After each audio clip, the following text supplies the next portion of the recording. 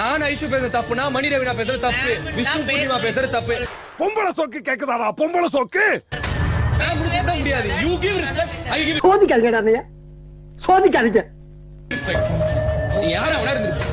அர்ச்சனா வெளிய போறது காரணமே நீங்க தான். என்னால முடியலடா. போ போ போ போ. நான் என்ன கேட்டு போனேன்னு நீங்க பாத்தீங்க. நான் உங்கள்ட்ட பேச வரல.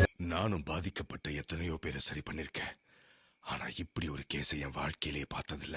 என் பேர் எடுத்துட்டு போறேன். இல்ல அதனால ஐஷு வெளிய போறான்னு சொன்னீங்க. 40 நாளா ஐஷு எதுவுமே பண்ணாம இருந்தது காரணம் ஃபுல்லா நிக்சனோட இருந்துட்டானே.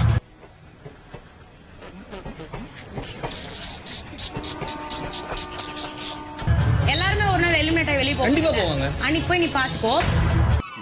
பழைய காமெடியாச்சே. இது சீக்ரெட் டாஸ்க். ராஜகாரியங்களை ஒட்டு கேட்பதே தவறு. இதில் ராஜா முன் வாந்தி வேறா?